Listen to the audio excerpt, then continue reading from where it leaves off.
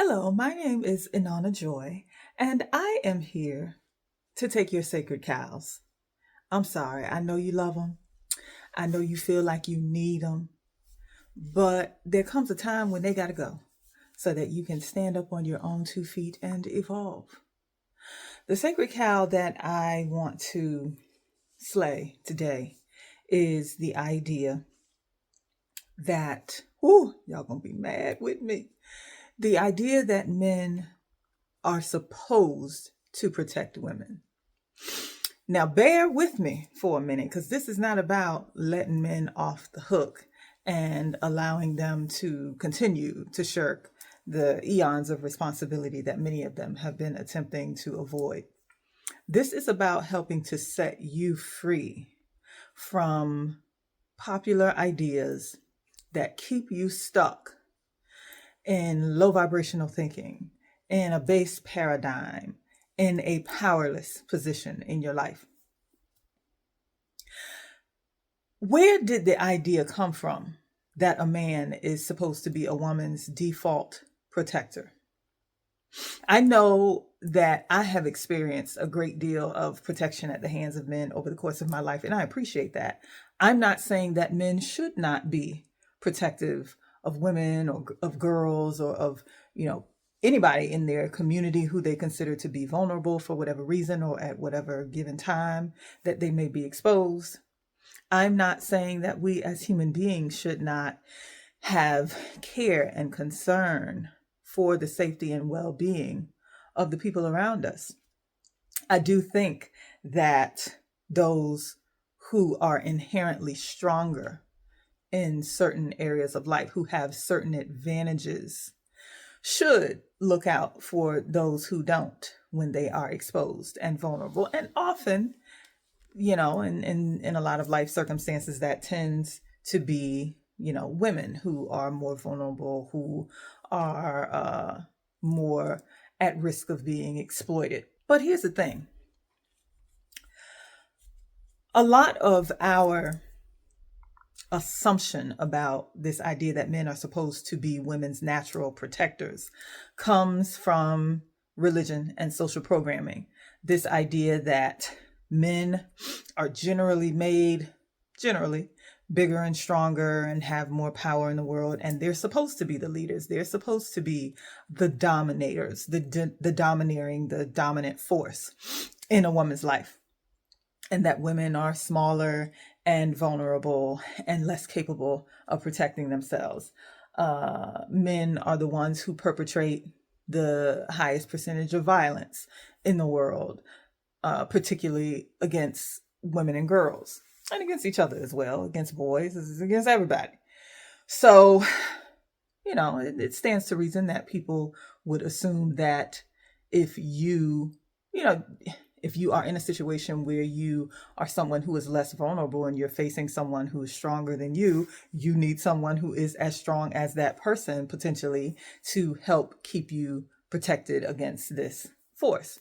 Understood. But again, the idea that a man is supposed to be a woman's default provider and protector stems largely from religion. Yet, when you examine religions around the world, where do you find even one male god, even one male deity who was known for, who was charged with the responsibility of, who, his reputation, his very name was the embodiment of protecting women? I'll wait. If you take the time to do that research and you're honest, you will find that the deities throughout history, throughout cultures all around the world, who have always been the fierce defendants and protectors of women, those who truly understood and honored the cause of women, who understood the vulnerabilities of women in ancient times and stood up for them, and who, went hard in the paint for women and girls, they were always goddesses.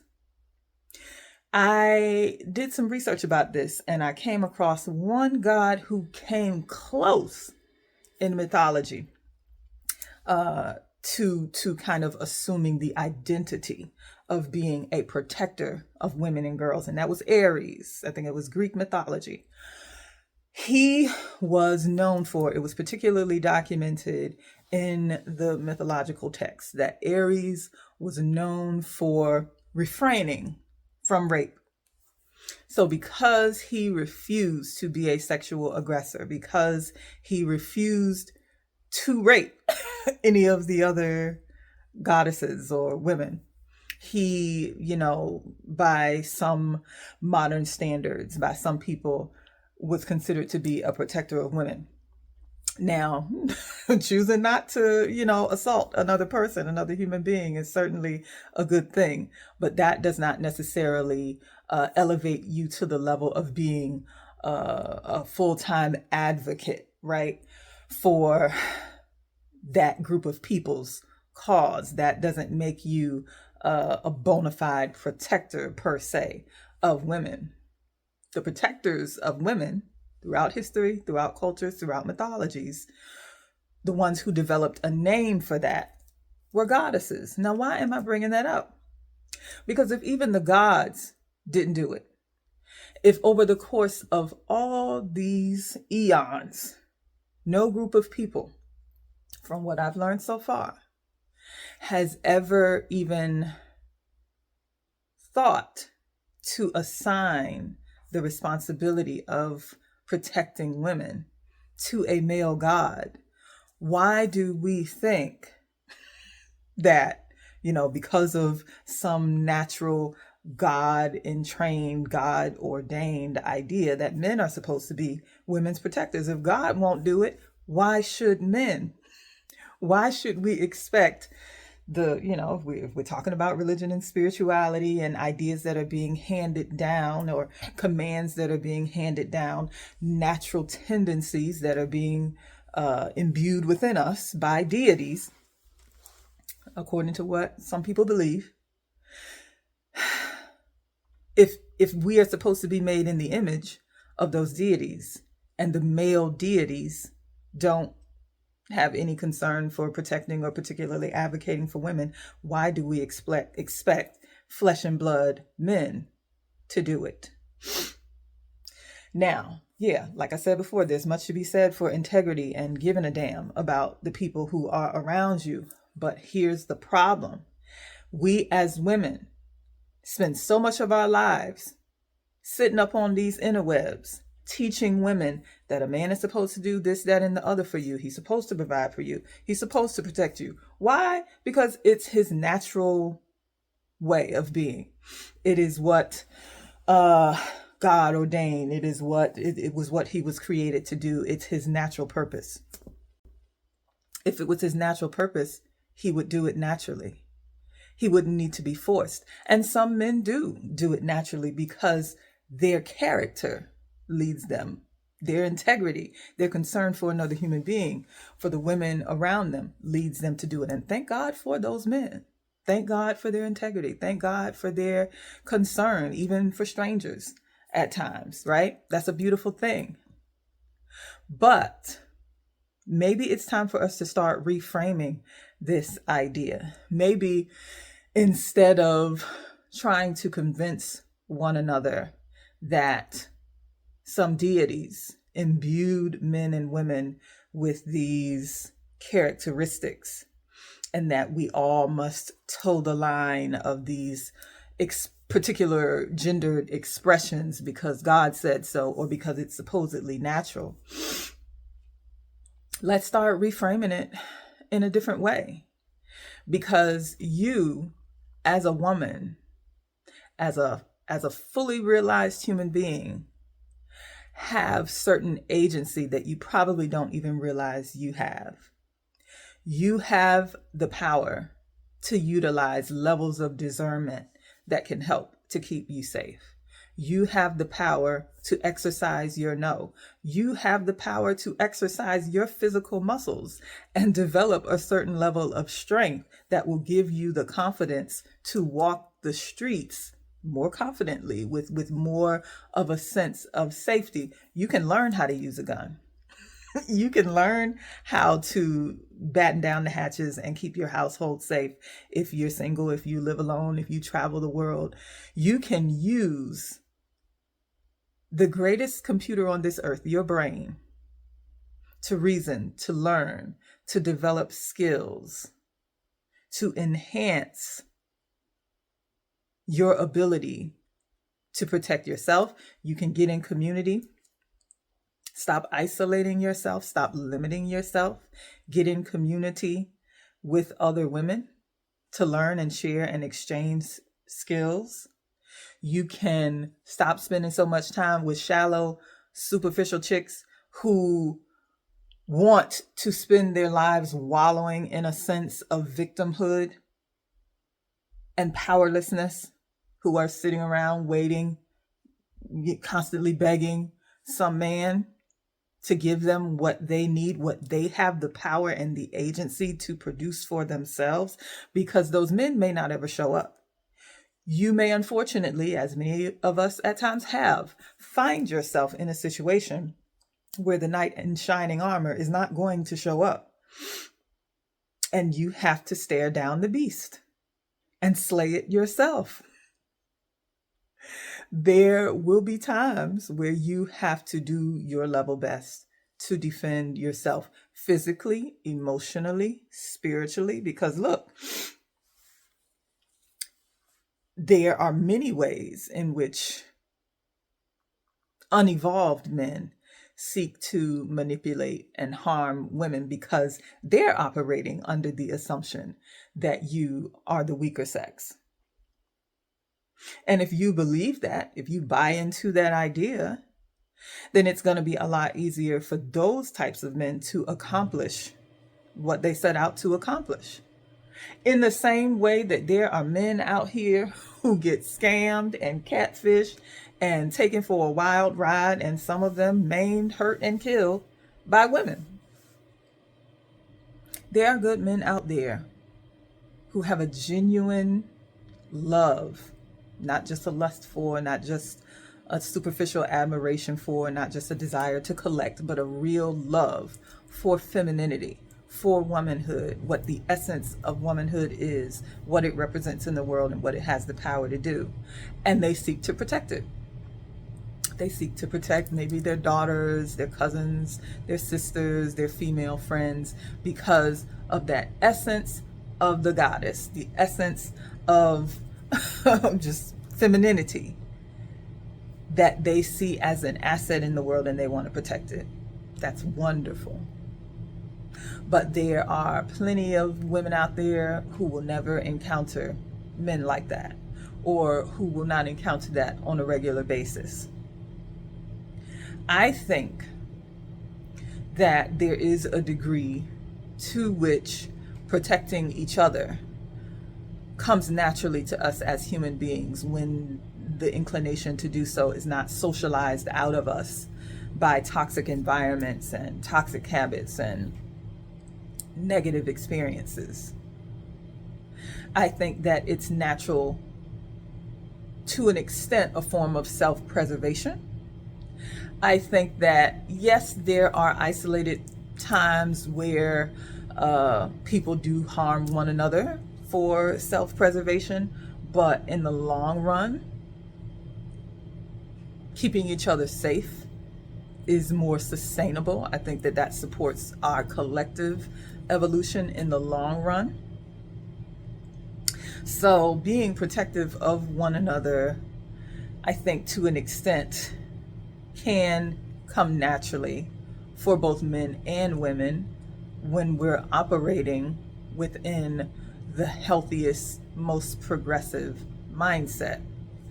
But of course, that's not a situation that's always going to be happening among groups of people, right? And when you consider this idea of religion, religious teachings and spiritual, books like Islamic scriptures or Jewish scriptures, biblical scriptures in particular, some Hindu scriptures as well, but particularly the scriptures that come from the Abrahamic religions, or the all the patriarchal religions, or religions even like, Ifa or Yoruba, where that have taken a particular patriarchal slant over the years. You don't see the gods taking any particular interest in protecting or upholding the honor of women as a collective. As a matter of fact, those gods, those religious texts, those historical accountings particularly highlight that those gods were fierce advocates for the abuse and degradation of women. There were so many different examples that, my mind is jumbled with them. It's hard to pull any particular ones out. But if you take the time to look at some scriptures in the Bible, for example, let me just pull a couple of them up, because I got them written down. I wrote a blog post about this that you'll be able to see if you go to my website. But just to give you some examples, Numbers 31:17 through 18. The Israelites were instructed to kill all non-virgin women and to keep the virgins for themselves as quote-unquote wives. Well, if your land has been raided and genocide has been visited upon your people, it's hardly can be considered consensual when you take these women captive, subject them to whatever little ceremonies and make them your wives. That's sexual slavery. When it happened in Sudan, that's what we called it. When it happens in other parts of the world, we call it rape and sexual slavery, rape as a tool of war.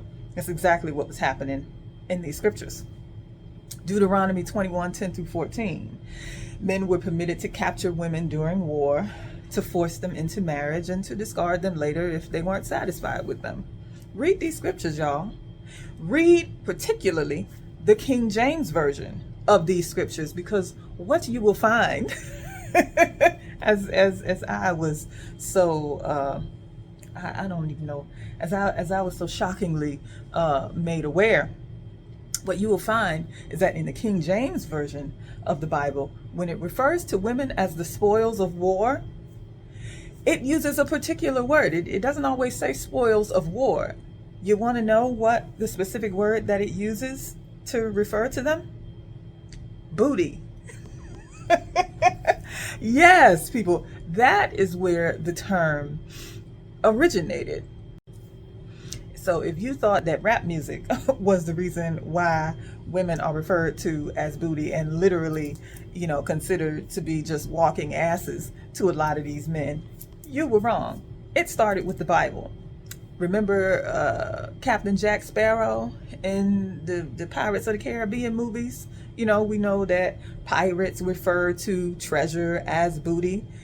It's the spoils of war. Booty is just another name for the spoils of war, the things that you carry off and steal and take for yourselves after you've conquered and slain thousands of people. You take the treasures for yourself.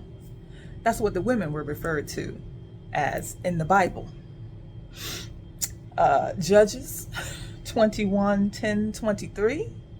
The Israelite men were ordered to abduct women from Shiloh to take as wives. And, plenty of y'all have seen movies and shows and historical period pieces. We know that taking women captive, stealing them from the other tribes, all that kind of stuff, that was just common practice among various tribes and peoples throughout human history. You even have idiots that, have fantasies of wanting to do the same kind of thing, all the way up until this particular day and age, like the two fools that decided recently that they wanted to go over to Haiti and kill a bunch of people and try to take the women as slaves. This is in the DNA. It's down to the cellular level of how some of these men think. What do they call it when, the word is not coming to me right now, when something is so deeply entrenched in a bloodline or in the way that people behave over thousands of years within a group, that it becomes embedded in the DNA, in the cellular memory, and it's passed down in the bloodline.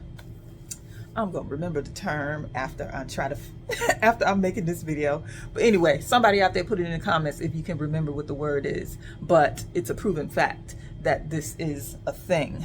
These ideas, you know, some people may call them generational curses. I call them evolutionary glitches. These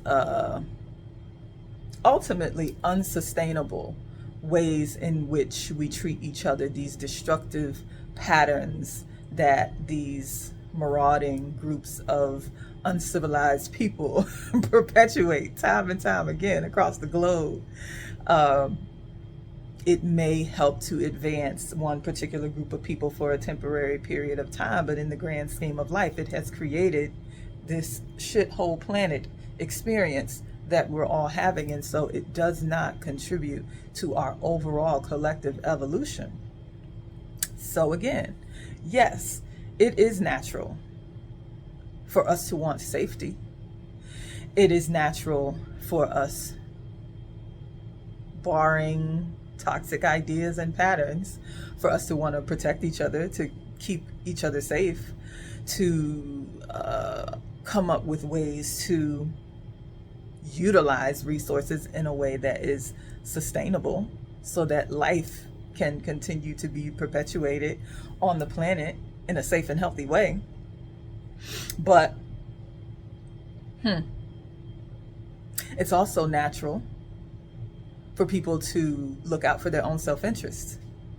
It's natural for certain kinds of people to want to take advantage of and completely run roughshod over the agency of other people. And so it should become, you should make it your business to make it natural within you as a woman to stop expecting men to be your default protectors. This idea that a man is supposed to provide and protect, yes, that's noble if he chooses to, but you can't hold your breath waiting for it. Men are not natural protectors. You have a responsibility and the power to, in many ways, protect yourself. And it would behoove you to get in community with other women and noble men of integrity so that you can help to keep one another safe, so that you can create the best conditions wherein you can all thrive.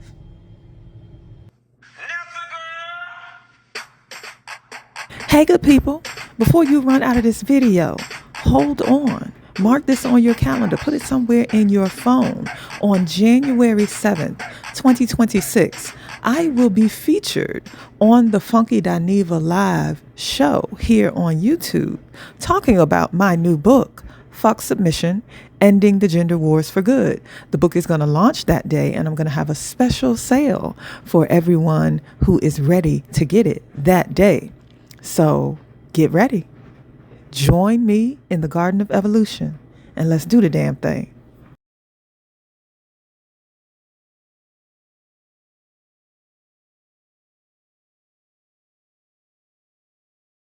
This is Inanna Joy, sharing a few of the things I've learned and some things I'm still learning with you. Thanks for stopping by my Garden of Evolution, where we examine what it means to grow, to live, and to love through life's joy, pain, sunshine, or rain. In the Garden of Evolution, you will follow your bliss to your purpose, you will align with your joy, and live well.